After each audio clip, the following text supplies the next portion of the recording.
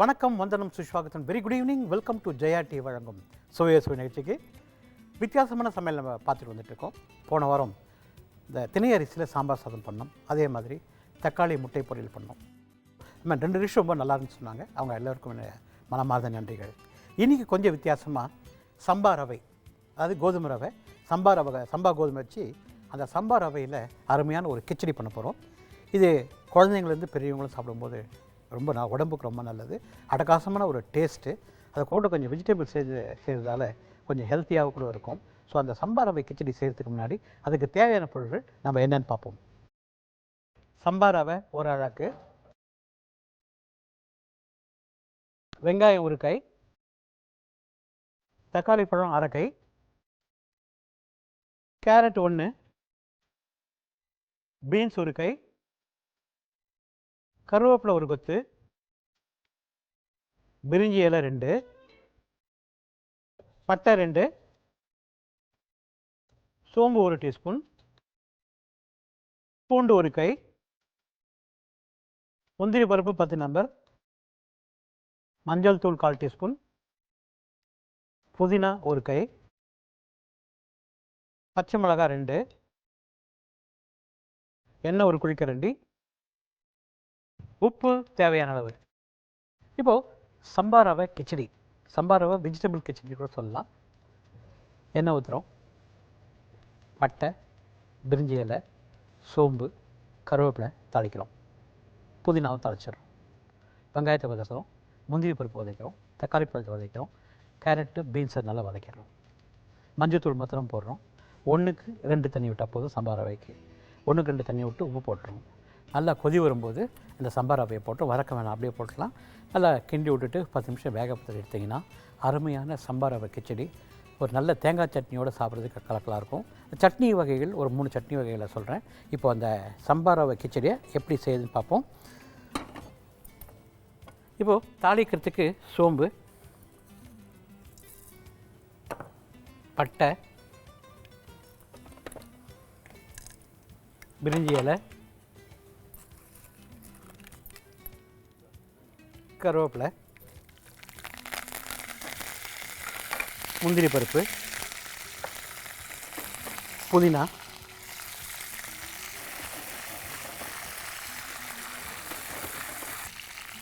இப்போது தாளிக்கிறதுக்கு சோம்பு, பட்டை, பிரிஞ்சி இலை, கருவேப்பிலை, புதினா, முந்திரி பருப்பு போட்டு நல்லா வதக்கிட்டோம்.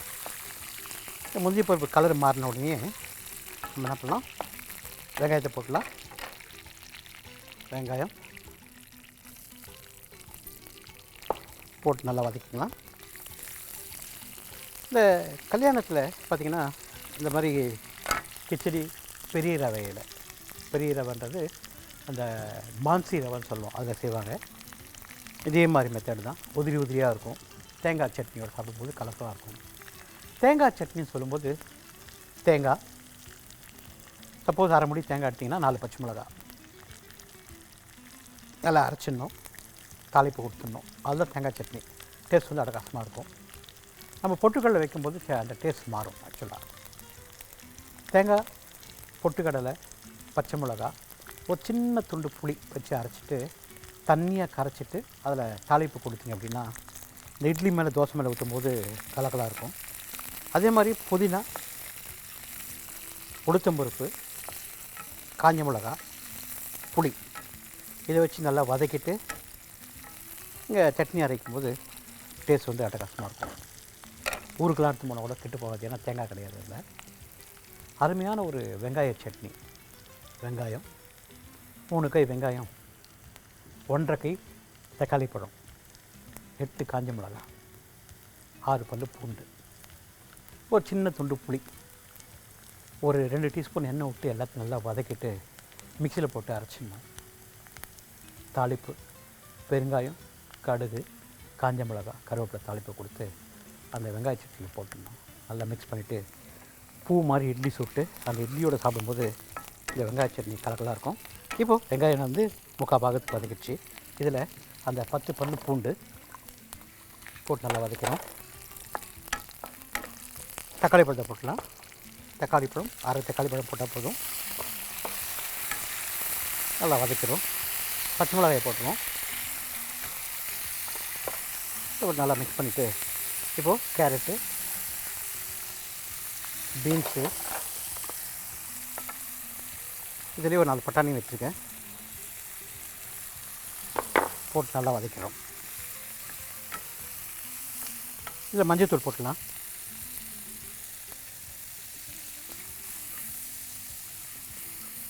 போட்டு நல்லா மிக்ஸ் பண்ணிக்கலாம்.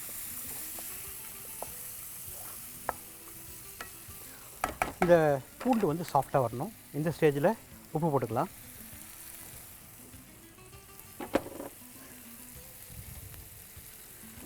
போட்டு நல்லா வதக்கலாம். நல்லா வதக்கின பிறகு இப்போ இந்த காயோடு உப்பு சேரும்போது உப்பு பிடிச்சிக்கும். இதில் தண்ணி ஊற்றிடலாம்.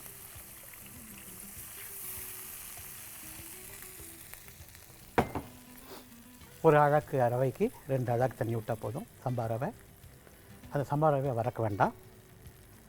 இது ஸ்கூல் பிள்ளைங்களுக்கு ஸ்கூல் கட்டிட்டு போகும்போது நல்ல ஒரு அருமையான ஒரு பிரேக்ஃபாஸ்ட் ஐட்டம். இது வந்து ரொம்ப ட்ரையாக பண்ணக்கூடாது. 1க்கு 2 விட்டாவே கொஞ்சம் வெட்னஸ் இருக்கும். சாப்பிடும்போது இந்த ட்ரைனஸ் வராது. காய்கறி போடுறதுக்கான கொஞ்சம் சக்தியாக இருக்கும். அதாவது சத்தான காய்கறி நம்ம போட்டிருக்கோம். எண்ணெய் ஊற்றணும். பட்டை, லவங்கம், பிரிஞ்சி இலை, வெங்காயத்தை வதக்கிட்டோம், முந்திரி பருப்பு வதக்கிட்டோம், தக்காளி பழத்தை போட்டோம், காய்கறி போட்டோம், பச்சை மிளகாயை போட்டோம், 1க்கு 2 தண்ணி விட்டு உப்பு போட்டு வேக வச்சுக்கோம். இது வெந்து வரவர்களும் will go for a short commercial break.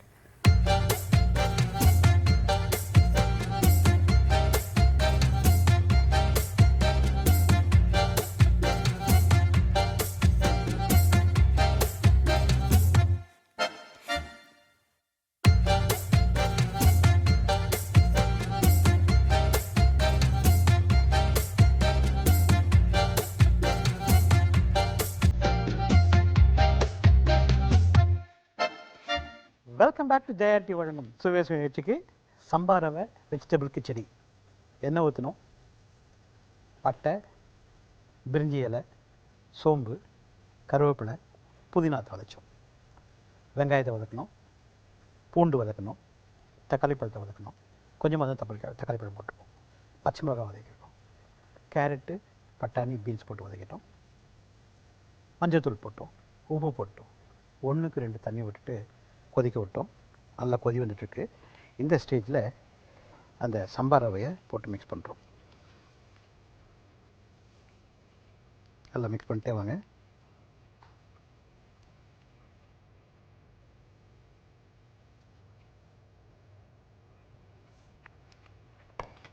இப்போ தெரிக்கும், அதனால சிம்மில் வச்சுக்கோங்க.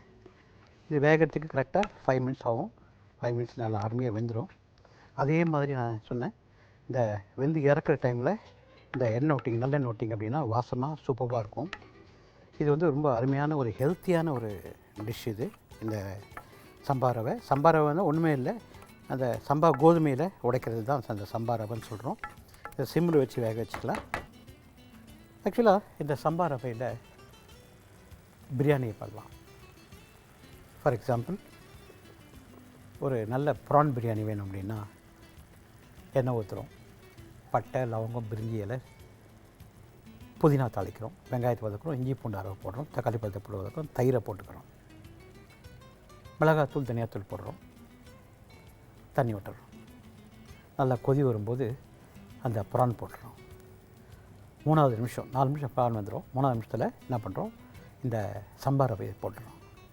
போட்டு நல்லா மிக்ஸ் பண்ணி விட்டுட்டு ஒரு 5 நிமிஷத்தில் அருமையாக அந்த சம்பா ரவை ப்ரான் பிரியாணி கலக்கலாக இருக்கும். இதே மாதிரி நீங்கள் ஃபிஷ்ஷில் செய்யலாம், மட்டனில் செய்யலாம், சிக்கனில் செய்யலாம், அது மாதிரி வெஜிடபிளில் செய்யலாம், பிரியாணி செய்யலாம். சம்பா கோதுமையில், சம்பா ரவையில் நீங்கள் நல்ல கஞ்சி குடிக்கலாம். சூப்பராக இருக்கும் கஞ்சி. அதே மாதிரி கொஞ்சம் காரசாரமாக மிளகுத்தூள் போட்டு செய்யும்போது அந்த சம்பா ரவை கஞ்சி கலக்கலாக இருக்கும்.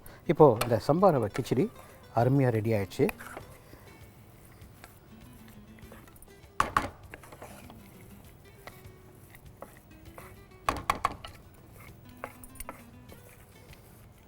இந்த பூண்டு போகிறதுக்கு காரணம், பூண்டோடு சாப்பிடும்போது வாசனை நல்லாயிருக்கும். அந்த ஸ்வீட் டேஸ்ட்டு பூண்டு இது அட்டகாசமாக இருக்கும். அதை மென்று சாப்பிடும்போது பூண்டு அப்படியே கரைஞ்சிடும். அது டேஸ்ட்டாக இருக்கும். இது கூட நான் சொன்ன அந்த தேங்காய் சட்னி இட்டு சாப்பிட்டிங்க அப்படின்னா அட்டகாசமாக இருக்கும்.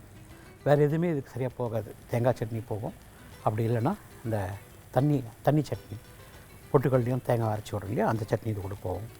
ஸோ நான்வெஜ் ஐட்டமில் நிறையா போகும். இந்த தொக்கு மாதிரி ஐட்டம் நல்லா போகும். ஸோ இந்த கிச்சடி வந்து கண்டிப்பான ஒரு அருமையான பிரேக்ஃபாஸ்ட் ஐட்டம், பிள்ளைங்களுக்கு பிடிச்ச ஐட்டம். ரொம்ப ட்ரையாக பண்ணாமல் கொஞ்சம் வெட்டாக 2 அழகாக கொடுத்தாவே உங்களுக்கு வந்து வெட்னஸ் வந்துடும் சொன்னேன். பாருங்கள் வெட் ஆகிடுச்சு. இது நீங்கள் மத்தியானம் சாப்பிடும்போது பிள்ளைங்க வந்து அருமையாக லைக் பண்ணி சாப்பிடுவாங்க. அந்த டிஃபன் பாக்ஸ் வந்து எம்டியாக தான் வரும் தவிர இந்த சம்பார் ரவை கிச்சடியோட திரும்பி வராது கண்டிப்பாக. நான் சொன்னேன் இந்த சம்பார் ரவை கிச்சடி எதுவாக இருந்தாலும் ஒரு ஸ்பூன் எண்ணெய் விட்டு இறக்கிங்க அப்படின்னா அது டேஸ்ட்டே வந்து அட்டகாசமாக இருக்கும் அப்படின்னு சொன்னேன். இந்த வெட்னஸ் அதை ரீட்டைன் பண்ணதோட டேஸ்ட் அட்டகாசமாக கொடுக்கும். ஸோ ஒரு கிண்டிக்கலாம்.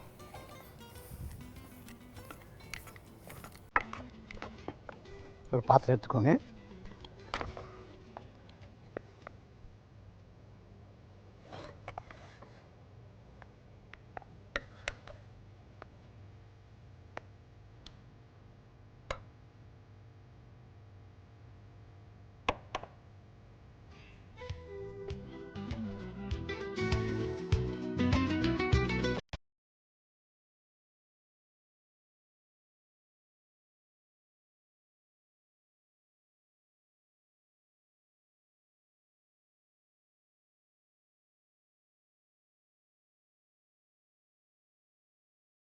அருமையான சம்பார் ரவை வெஜிடபிள் கிச்சடி ரெடி ஆகிடுச்சு. எண்ணெய் ஊற்றிட்டு தாளிப்பு கொடுத்துட்டு அதில் புதினா போட்டு வதக்கிட்டு, வெங்காயத்தை வதக்கிட்டு, பூண்டு வதக்கிட்டு, தக்காளி பழத்தை வதக்கிட்டு, மஞ்சத்தூள் போட்டு, பச்சை மிளகாயம் போட்டு, கேரட்டு பீன்ஸ் பட்டாணி போட்டு 1க்கு 2 தண்ணி விட்டு வேக வச்சுட்டு நல்லா கொதி வந்த பிறகு இந்த சாம்பார் ரவை போட்டிங்கன்னா அருமையான சாம்பார் ரவை கிச்சடி. சட்னியோடு சாப்பிடும்போது, மட்டன் தொக்கோடு சாப்பிடும்போது கலக்கலாக இருக்கும். தொக்கு மாத்திரம் வச்சு சாப்பிட்ணும். சிக்கன் தொக்கோடு வச்சு சாப்பிடும்போது இந்த சாம்பார் ரவை கிச்சடி கலக்கலாக இருக்கும். இது உங்களுக்கு பிடிச்சிருக்குன்னு நினைக்கிறேன். இதை செஞ்சு சாப்பிட்டு பார்த்துட்டு எப்படி இருக்கு சொல்லுங்கள். இதுக்கு அடுத்த ஐட்டம் நம்ம செய்ய போகிறது கோழி காஞ்ச மிளகா மசாலா. கோழி மசாலா காஞ்ச மிளகா அரவையோடு செய்ய போகிறோம். அந்த கோழி காஞ்ச மிளகா மசாலா செய்கிறதுக்கு முன்னாடி அதுக்கு தேவையான பொருட்கள் நம்ம என்னென்னு பார்ப்போம். கோழி 1/2 கிலோ, காஞ்ச மிளகா 10 நம்பர், வெங்காயம் 1 கை, கருவேப்பிலை 2 கொத்து, சோம்பு 1 டீஸ்பூன், எண்ணெய் 1 குழிக்கரண்டி, பிரிஞ்சி இலை 2 நம்பர், உப்பு தேவையான அளவு, கோழி காஞ்ச மிளகா மசாலா செய்கிறது எப்படி பார்ப்போம். காஞ்ச மிளகாவை தண்ணியில் ஊற வச்சுட்டு முதல்ல இந்த மாதிரி பேஸ்ட் மாதிரி அரைச்சிக்கோங்க. எண்ணெய் வச்சுட்டு தாளிக்கிறதுக்கு பிரிஞ்சி இலை, சோம்பு, கருவேப்பிலை தாளிக்கிறோம், வெங்காயத்தை வதக்குறோம். இந்த சிக்கனை போட்டு வதக்கிட்டு அரைச்சி வச்சுருக்க காஞ்ச மிளகாவை பார்த்து வதக்கிடணும். உப்பு போட்டுரும், தண்ணி தெளிக்கிறோம். 7வது நிமிஷம் காரசாரமாக அருமையான சிக்கன் மசாலா. ஒரு சிக்கன்லேயும் அந்த மசாலா அழகாக ஒட்டிகிட்டு இருக்கும். காரசாரமாக நல்ல ஒரு தண்ணி சாம்பாரோட இந்த காஞ்ச மிளகா கோழி மசாலா கலக்கலாக இருக்கும். பருப்பு ரசத்தோடு இது ரொம்ப அட்டகாசமாக இருக்கும். நல்லா பருப்பை கடைஞ்சிட்டு சாதத்தை போட்டு பிசைச்சிட்டு இது கூட அந்த கோழியும் அந்த காஞ்ச மிளகா மசாலையும் சாப்பிடும்போது ஆஹா அட்டகாசமாக இருக்கும். இப்போ அதை எப்படி செய்யுது நம்ம பார்ப்போம். தாளிக்கிறதுக்கு சோம்பு, கருவேப்பிலை, பிரிஞ்சி இலை, வெங்காயம் போடுறோம். ஒரே ஒரு கை வெங்காயம். இப்போ வெங்காயத்தை நல்லா வதக்கிறோம். நல்லா வதக்கிட்டு 3/4 பாகம் வதக்கினா போதும். இதுலேயும் வெங்காயம் வாயில் தட்டுப்படணும். அப்போ தான் அந்த கோழியோடு சாப்பிடும்போது அந்த வெங்காயோட திதிப்பு நல்லாயிருக்கும். 3/4 பாகம் வதக்கிட்டு தட்டுப்படணும். கோழியில் நம்ம நிறைய டிஷ் செஞ்சுருக்கோம். ஒரு புதுமையான ஒரு டிஷ்ஷு. கோழி எலும்பு இல்லாமல் வாங்கிக்கோங்க. தோலை எடுத்துகிட்டு எலும்பை எடுத்துகிட்டு மிக்சியில் போட்டு அரைச்சிக்கோங்க. வெங்காயத்தை பொடியை நறுக்கோங்க, பச்சை மிளகாய் பொடியை நறுக்கோங்க, இஞ்சியை பொடியை நறுக்கோங்க, கருவேப்பிலையும் பொடியை நறுக்கோங்க. கடுகு, காஞ்ச மிளகாய், கருவேப்பிலையை தாளிச்சிக்கோங்க. பொடியை நறுக்கிற வெங்காயத்தை வதக்கோங்க. அதே மாதிரி இஞ்சி, பச்சை மிளகாய் போட்டு வதக்கிடுங்க. இந்த மிக்சியில் போட்ட கோழியை உளுத்தா மாதிரி போட்டு நல்லா வதக்குவாங்க. 2 முட்டையை உடைச்சிட்டு சென்டரில் இந்த கேப் போட்டு முட்டை போட்டு பொரியல் பண்ணி இந்த சிக்கனோடு மிக்ஸ் பண்ணிவிடுங்க. சாதத்தில் போட்டு நெய் விட்டு சாப்பிட்டு பாருங்கள். சொரா புட்டோடு இது நல்லாயிருக்கும் ஆக்சுவலாக. இப்போது இந்த வெங்காயம் வந்து 3/4 பாகம் வதங்கிடுச்சு. இதில் சிக்கனை போட்டுறேன். சிக்கனை மஞ்சள்தூளும் உப்பு போட்டு ஊற வச்சுருக்கோம், அதை போட்டுறேன்.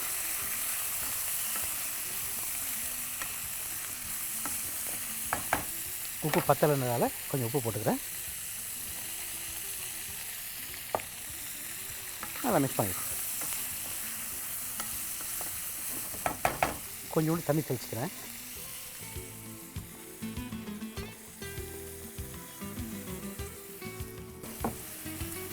இதுவே இது சிக்கன் வேக போகுது. ஒரு 4 நிமிஷம் பொறுத்து அந்த மைய அரைச்சிருக்கிற காஞ்ச மிளகாய் அதில் சேர்க்க போகிறோம். ஸோ இந்த 4 நிமிஷம் வேகிற வரலும் will go for a short commercial break.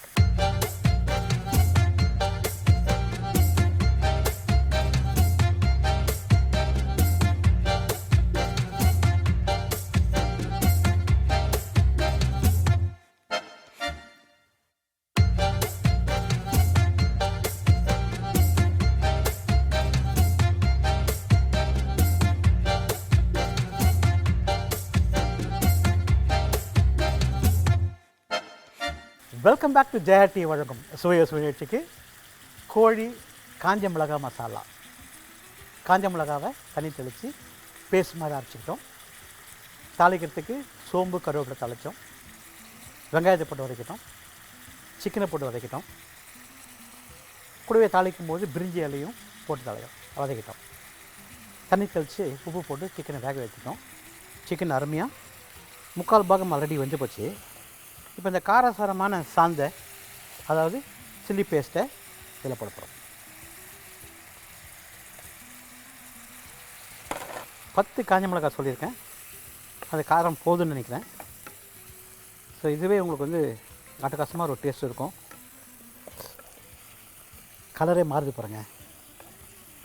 இந்த ஒரு சிக்கன்லேயும் செண்டு மாதிரி இந்த மசாலா போய் ஒட்டிக்கும். நீங்கள் சாப்பிடும்போது நான் சொன்ன இந்த பருப்பு சாதமோ கீரை சாதமோ இல்லை ரசம் சாதமோ சாப்பிடும்போது இந்த மசாலாவோடு வச்சு சாப்பிடும்போது கலக்கலாக இருக்கும். நல்ல தோசை சுட்டுக்கோங்க. இந்த தொக்கு மாத்திரம் எடுத்து சாப்பிட்ணும். இந்த தொக்கு இருக்கையிலே அது மாத்திரம் எடுத்து சாப்பிட்ணும். கலக்கலாக இருக்கும்.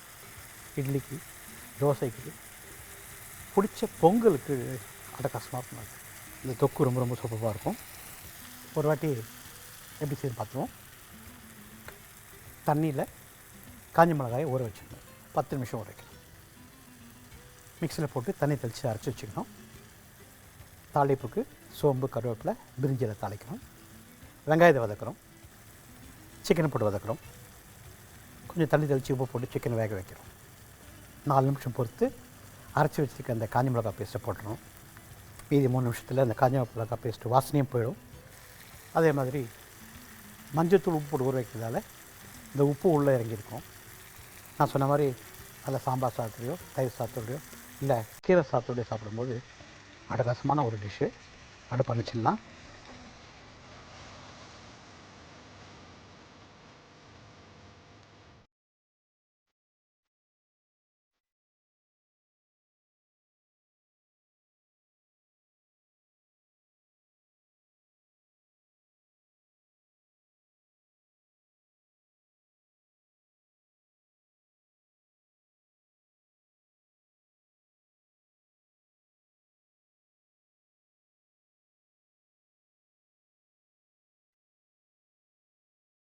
நம்ம 2 டிஷ் பண்ணோம்.